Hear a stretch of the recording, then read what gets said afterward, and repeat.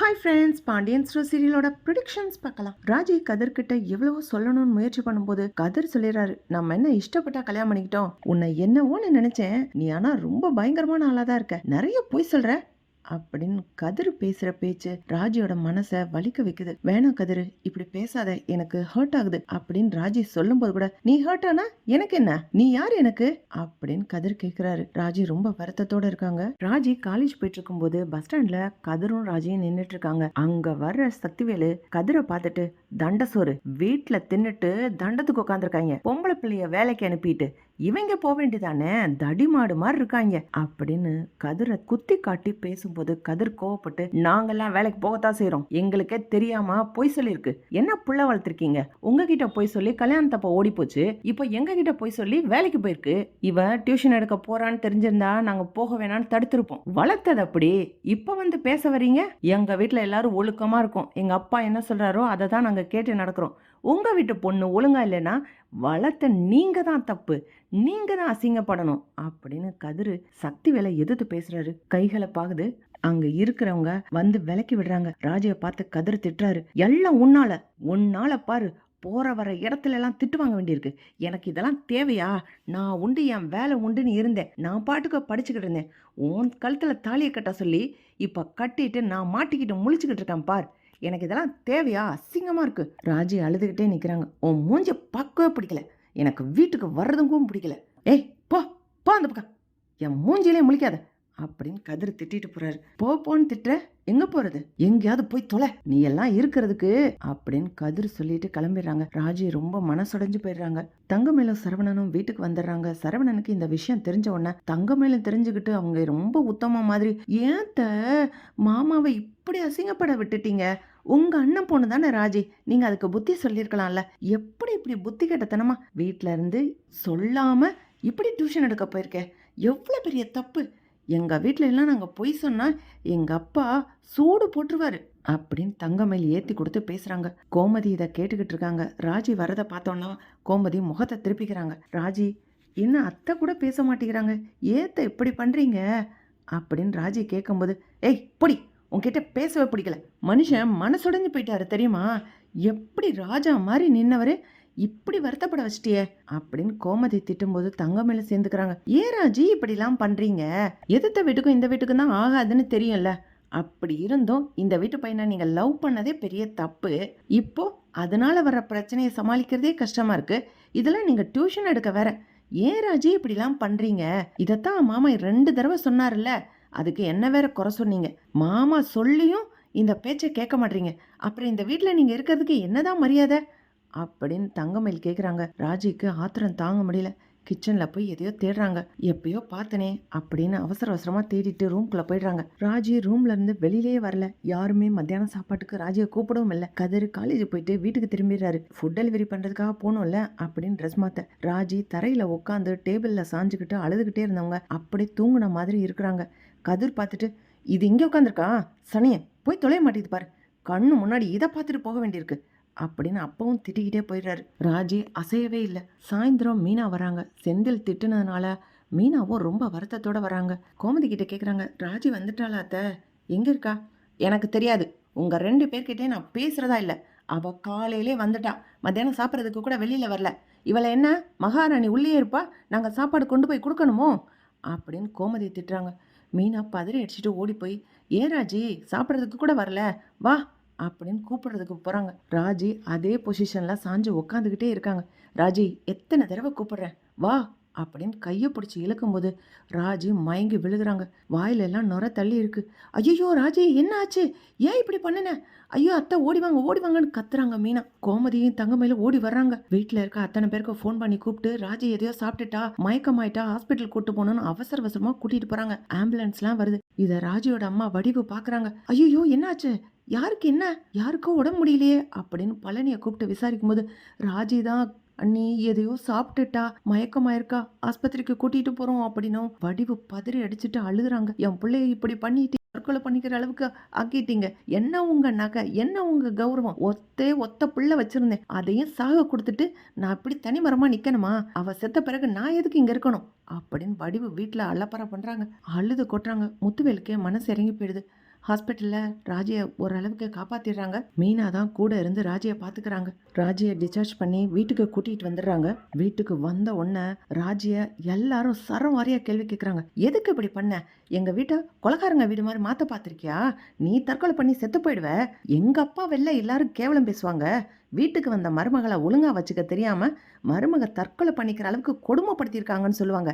ஏன் உங்கள் அப்பனும் சித்தப்பனுமே சொல்லுவார், எதுக்கு எங்கள் அப்பாவுக்கு இந்த வேலை தேவையா?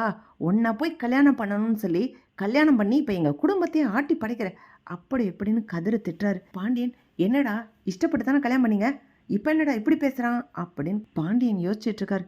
பழனி வாயை விட்டே கேட்டுறாரு, என்ன மாப்பிள்ள, ராஜியை இஷ்டப்பட்டு தானே கல்யாணம் பண்ணிக்கிட்ட, இப்போ என்ன இப்படி பேசுற? கோமதி உடனே, கதிரு சும்மா இரு. மீனா கேட்குறாங்க, என்ன கதிரு, என்ன இப்படிலாம் பேச்சு பேசுறீங்க? அவ தேவைக்காக டியூஷன் எடுக்க போனா சம்பாதிக்கணும்னு நினைச்சா ஒரு விஷயத்த மறைச்சிட்டா, இதுல என்ன தப்பு இருக்குது அப்படின்னு மீனா தைரியமா கேள்வி கேட்குறாங்க.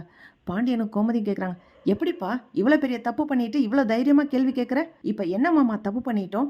ராஜி தான் புருஷனுக்கு ஹெல்ப் பண்ணணுன்றதுக்காக டியூஷன் எடுக்க போனான், அதை தப்புன்னு சொல்லி மாற்றி மாற்றி எல்லாரும் திட்டினீங்க. அவள் மனசை நோக்கடிச்சிங்க. அவளுக்குன்னு ஒரு மனசு இருக்குல்ல, எதுக்காக டியூஷன் எடுக்க போனான்னு சொல்லி கேட்கவே இல்லையே. அந்த காரணத்தை பற்றி நீங்கள் யோசிக்கவே இல்லை. உங்களுக்கு எதிர்த்த வீட்டுக்காரங்க திட்டாங்கன்றது மட்டும்தான் தெரியும். அவளோட மனநிலைமையை பற்றி யோசிக்க மாட்டீங்களா அப்படின்னு மீனா பேசும்போது தங்கமேல் சொல்கிறாங்க, என்ன மீனா பேசுகிறீங்க? ராஜி சொல்லாமல் மறைச்சது தப்பு, ரெண்டாவது பொய் சொல்லியிருக்கா, இது பெரிய தப்பு இல்லையா? மாமா கிட்ட போய் சொல்லாமல் மறைக்கலாமா? எந்த ஒரு சின்ன விஷயமா இருந்தாலும் மாமாக்கு தெரியணும். மாமா தான் இந்த குடும்பத்தோட தலைவர், அவரோட மரியாதை பற்றி யோசிக்க மாட்டேங்கிறீங்க. இது என்ன சின்ன விஷயமா? பொய் சொல்கிறது தப்பு தானே அப்படின்னு தங்கமேல் எடுத்து கொடுத்து பேசும்போது, பாத்தியாப்பா தங்கமேல் எவ்வளோ பொறுப்பாக பேசுதுன்னு, இதை பார்த்து கற்றுக்கங்கப்பா. உங்களுக்கு ஒன்றுமே தெரில, உங்கள் வீட்டில் சொல்லித்தரல அப்படின்னு பாண்டியன் மீனாவை எதிர்த்து பதில் சொல்கிறாரு. மீனா கேட்குறாங்க, ஆமாம் தங்கமயில பார்த்து கற்றுக்கணும். ஏன் தங்கமயில, மாமா கிட்ட எந்த விஷயத்தையும் மறைக்கக்கூடாது, கரெக்டு தான்.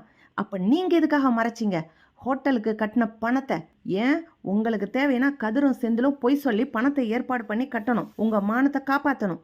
இதே ராஜி தான் புருஷனுக்காக ஒரு உண்மையை மறைச்சு வேலைக்கு போனால் அது அவ்வளோ பெரிய தப்பா அப்படின்னு பேசும்போது, என்ன மீனா நீங்கள் எதுக்கு எதை பேசுகிறீங்க?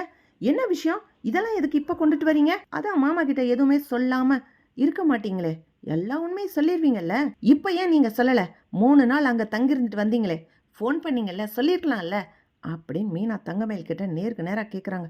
நான் ஒன்றும் சொல்லாமல் மறைக்கணும்னு இல்லை, நான் ஏதோ தெரியாமல் கவனக்குறைவாக ஒரு தப்பு பண்ணிட்டேன், அதே இதுக்கு இப்போ திரும்ப திரும்ப சொல்லி காமிச்சிட்டு இருக்கீங்க. பாருங்க சரவணமாமா, இந்த மீனா எப்படி பேசுதுன்னு. இதெல்லாம் வீட்டில் எப்படித்தான் வளர்த்தாங்களோ, இதனால தான் வீட்டை விட்டு ஓடி வந்து கல்யாணம் பண்ணீங்களா அப்படின்னு தங்கமேல் மறுபடியும் மீனாவை தாக்கி பேசுகிறாங்க. மீனா விடுறதா இல்லை. ஏன் 20,000 ரூபாய் சின்ன காசா? ராஜி தான் புருஷனோட மானத்தை காப்பாத்த 2,000 ரூபாய் சம்பளத்துக்கு வேலைக்கு போயிருக்கா. ஆனா கதிரு உங்களுக்காக 20,000 ரூபாய் செலவு பண்ணிருக்காரு. இது எதுக்கு தேவையா அப்படின்னு மீனா நடுகால போட்டு உண்மையை உடைக்கிறாங்க. பாண்டியன் கேட்கிறாரு, என்னப்பா பேசுறீங்க? எது 5,000 ரூபாய் செலவழிச்சு தங்கமயில் ஹனிமூன் போனதுக்கும் ராஜி வேலைக்கு போறதும் சமமா? 5,000 ரூபாய் இல்ல மாமா, 26,000 ரூபாய். தங்கமயில் ஒன்னும் தெரியாம புக் பண்ணல, எல்லாம் தெரிஞ்சுதான் புக் பண்ணியிருக்காங்க அப்படின்னு சொன்னோன்னா பாண்டியன் ஒன்றுமே புரியாத மாதிரி, என்னப்பா சொல்கிறீங்க? எனக்கு ஒன்றுமே புரியல, நீ எதையோ சொல்ல முயற்சி பண்ணுற அப்படின்னு சொல்லி பாண்டியன் கேட்கும்போது செந்தில் சொல்கிறார், ஏய் மீனா, நீ அதை பற்றி பேச தேவையில்லை, சொல்லாத. நான் அப்படித்தான் சொல்லுவேன். ராஜி செஞ்சது தப்புன்னா அவளை தற்கொலை பண்ணிக்கிற அளவுக்கு தூண்டி இருக்கீங்க. அவள் மனசு எவ்வளோ வருத்தப்படும் யோசிக்கல. வீட்டை விட்டு ஓடி வந்துட்டா அம்புட்டு கேவலம். ஏன் என் வீட்டுக்கு போக முடியாதுன்றதுனால தான் இப்படி பேச்சு பேசுறீங்க. இதே தங்கமயில் எவ்வளோ பெரிய தப்பு பண்ணாலும் அதை அப்படியே மூடி மறைச்சிடுறீங்க. தங்கமயில் மட்டும் நல்லவங்க. அப்படி அவங்க நல்லவங்கன்னா மாமா கிட்ட உண்மையை சொல்லியிருக்க வேண்டியதானே. எதுக்கு அவங்க மூடி மறைக்கணும்? எதுக்கு ஏமாத்தணும் அப்படின்னு மீனா ரொம்ப ஆக்ரோஷத்தோட கேக்குறாங்க. பாண்டியன் கேக்குறாரு, மீனா என்ன விஷயம்? தங்கமயில் ஏதா மறைச்சிச்சு சொல்லு. ஹனிமூன் போறதுக்காக ஹோட்டலுக்கு ரூம் புக் பண்ணீங்கல்ல, அது எம்புட்டு காசுன்னு இது வரைக்கும் உங்கள்கிட்ட தங்கமயில் அக்காவோ சரவண மாமாவோ சொல்லியிருக்காங்களா? இது என்னப்பா 5,000 ரூபாய் நான் தானப்பா கட்டுனேன் அப்படின்னு பாண்டியன் கேட்கும்போது, அதுதான் இல்ல, பொய். ஹோட்டல் ரூம் 26,000 ரூபாய். அது உங்களுக்கு தெரியுமா? இது வரைக்கும் சொல்லியிருக்காங்களா அப்படின்னு கேட்கும்போது பாண்டியன் கேட்குறாரு, என்னப்பா தங்கமயில் என்ன சொல்லுது மீனா? அது ஒன்றும் இல்லைங்க மாமா, சும்மா வேணும்னே என்னைய மாட்டி விடணும்னு இப்படி பேசுகிறாங்க அப்படின்னு சொல்லும்போது சரவணன் சொல்கிறார், ஏப்பா மீனா இப்போ எதுக்கு அதெல்லாம் பேசிகிட்டு இருக்கீங்க? ஏமாம்மா நீங்கள் கூட உண்மையை சொல்லலே இல்லை. உங்களுக்கு தேவைன்னா நீங்கள் மறைச்சிக்கிறீங்க. உங்கள் தம்பி உங்களுக்காக சப்போர்ட் பண்ணுறாரு. எங்கள் 2 பேருக்கும் சப்போர்ட் பண்ண ஆள் இல்லை. அதனால தானே இப்படி நாங்கள் 2 பேரும் தனியாக அனாதையாக நிற்கிறோம். என்னமோ தப்புன்னு சொல்லி பெருசா பெரிய தப்பு பண்ண மாதிரி ஏமாத்தின மாதிரி சொல்றீங்க. இந்த குடும்பம் ஒற்றுமையா இருக்கணும், நல்லா இருக்கணும், குடும்பம்னு சொல்றீங்களே, குடும்பத்தில் இருக்க ஒவ்வொரு மனுஷனோட மனசும் சந்தோஷமாக இருக்கணும்ல. அப்போ தானே குடும்பம் ஒற்றுமையாக இருக்கும். ராஜியை மட்டும் இப்படி நோகடிக்கிறீங்க. தங்கமயிலக்கா மட்டும் எல்லாமே நல்லது. எல்லாத்துலேயும் மாமா தங்கமயில ஒசத்தி ஒசத்தி தான் சொல்கிறாங்க. யாருக்கு தெரியும்? இனி போக போகத்தான் தெரியும். தங்கமயில்கிட்ட எத்தனை பொய் எத்தனை ஏமாத்துது வேலை இருக்குன்னு. இதை ஒன்னையே சொல்லலையா, அதுக்கப்புறம் இன்னும் என்னென்னத்த சொல்லியிருப்பாங்க அப்படின்னு மீனா கோவத்துல எல்லா உண்மையும் சொல்றாங்க. பாண்டியன் தங்கமயில்ட்டையும் சரவணன்ட்டையும் கேட்குறாங்க, உண்மையை சொல்லுங்க. மீனா கோவப்படுறத பார்த்தா ஏதோ ஒரு பெரிய விஷயம் இருக்கு மாதிரி தான் தெரியுது. என்ன விஷயம்னு சொல்லுங்க அப்படின்னு பாண்டியன் கேட்குறாரு. சரவணனே சொல்லிடுறாரு, இல்லப்பா ஹோட்டல் ரூம் 5000 ரூபான்னு தானே நீங்க கட்டுனீங்க. ஆனா அது 5000 ரூபாய் இல்ல, 5000 ரூபாய் அட்வான்ஸ் மட்டும்தானா. 26,000 ரூபாயா. மிச்சம் 21 ரூபாய செந்திலும் கதிரும் தான்ப்பா 20,000 ஏற்பாடு பண்ணி அனுப்புனாங்க அப்படின்னு சரவணன் சொன்ன உடனே பாண்டியன் அதிர்ந்து போய் சரவணன்ட்ட கேட்குறாரு, ஏண்டா நீ கூட என்கிட்ட உண்மையை சொல்லலைல? அப்போ எல்லாரும் என்கிட்ட பொய் சொல்லி மறைச்சிருக்கீங்க. நான் என்ன உங்களை அவ்வளோ கொடுமையாவா கஷ்டப்படுத்துறேன், கொடுமைப்படுத்துறேனா அப்படின்னு பாண்டியன் தலையில கை வச்சுக்கிட்டு உட்காந்துறாரு. கதிர் கேட்குறாரு, போதுமா உங்களுக்கு? அவர் பெரிய மனுஷன் எப்படி இடிஞ்சு போய் உட்காந்துருக்காரு பாருங்க. இதுக்காக தான் நாங்கள் சொல்லாம மறைச்சோம். அப்போ நீ ஒரு விஷயத்த சொல்லாம மறைப்ப உங்க அண்ணனுக்காக உங்க அண்ணிக்காக. அது கரெக்டு. ராஜி தான் புருஷனோட மனசுல இடம் பிடிக்கணுன்றதுக்காக ஒரு விஷயத்த சொல்லாம மறைச்சு செஞ்சா. இதுல எந்த நஷ்டமும் இல்ல, எந்த பாதகமும் இல்ல. இதுக்கு அவளை இவ்வளவு தூரம் தண்டிக்கிறீங்க. எழுத்த வீட்டுக்காரங்க திட்டுனாங்கன்னா அதுக்கு ஏத்த மாதிரி பதில் சொல்லுங்க. எங்க வீட்டு மருமக சுயமரியாதையோட அவ சொந்த கால்ல நிக்கிறான்னு சொல்லுங்க. தைரியமா வாழ கத்து கொடுக்கறோம்னு சொல்லுங்க. இதை விட்டுட்டு அவங்க சொன்னாங்கன்னு சொல்லி ராஜியை போட்டு இந்த திட்டுறீங்க. இப்ப அவளுக்கு உடம்பு முடியல, அப்ப கூட நீங்க திட்டதான் செய்றீங்க. ஏன் கதிரு, உனக்கு மனசே இல்லையா? உன்னை என்னமோ நல்லவன்னு நினைச்சேன், இப்படி பேசுற அப்படின்னு மீனா வேற கேட்குறாங்க. தங்கமயில் சொல்கிறாங்க, மீனா இருந்தாலும் உங்கள் சந்தர்ப்பத்தில் என்னைய மாட்டி விடாதீங்க. நான் ஏதோ தெரியாமல் செஞ்ச தப்பு. எதுக்கா தெரியாமல் செஞ்ச தப்பு? உங்கள் ஃபோனை எடுங்க. உங்களுக்கு மெசேஜ் வரலையா ஹோட்டல்லேருந்து இன்னும் 21,000 ரூபாய் பணம் கட்டணும்னு? அதெல்லாம் வந்திருக்கும். இந்த பாருங்க, எடுத்த உடனேயே தெரியுது அப்படின்னு மீனாவோட ஃபோனில் இருந்து அந்த ஹோட்டலுக்கு ரூம் புக் பண்ணுறதுக்காக அதை எடுத்து கனெக்ட் பண்ணி பாண்டியன்ட்ட மீனா காட்டுறாங்க. பார்த்தீங்களா, ஃபஸ்ட்டு பேஜ்லேயே வருது, அட்வான்ஸ் 5,000 ரூபாய், 26,000 ரூபாய் மொத்த காசு. பார்த்தா உங்களுக்கே தெரியுதாமாம்மா, நீங்களே படித்து பாருங்க, ஈஸியான இங்கிலீஷ் வார்த்தையில் தான் இருக்குது அப்படின்னு சொல்லி மீனா எடுத்து காமிச்சோன்னே தங்கமயில் முழின்னு முழிக்கிறாங்க. மீனா, இதெல்லாம் தேவையில்லை. எதுக்கு நீங்கள் மாமாவை போட்டு குழப்புறீங்க? மாமா, அது நான் ஏதோ தெரியாமல் கவனக்குறைவாக செஞ்சுட்டேன். பாண்டியன் மறு வார்த்தை பேசலை. தங்கமயிலை எந்திரிச்சு முறைச்சு பார்க்குறாரு. தங்கமயில், உன்கிட்ட இருந்து நான் இதை எதிர்பார்க்கலப்பா. நீ இப்படி செய்வேன்னு நான் நினைக்கவே இல்லை. எல்லாரும் அவங்க இஷ்டப்படி நடந்துக்கிறீங்க. அதெல்லாம் ஒன்றும் இல்லைங்க மாமா. இந்த செந்திலும் கதிரும் பணம் ஏற்பாடு பண்ணி கொடுத்ததுக்காக தான் இந்த மீனை இப்படி குதிக்குது. இதே சரவண மாமா கிட்ட காசு இருந்துச்சுன்னா அவரே யாருக்கு தெரியாமல் கட்டியிருப்பாரு. உங்களுக்கு எந்த சிரமமும் இருந்திருக்காது. நாங்களும் சந்தோஷமாக போயிட்டு வந்திருப்போம். சரவண மாமா வாங்குற சம்பளத்தை பூரா உங்ககிட்ட கொடுத்துட்றாரு. அதனால தான் அவர்கிட்ட காசே இல்லை அப்படின்னு தங்கமயில் மறுபடியும் ஒரு விஷயத்த போட்டு உடைக்கிறாங்க. அப்படின்னா என்னம்மா சொல்ல வர்றீங்க?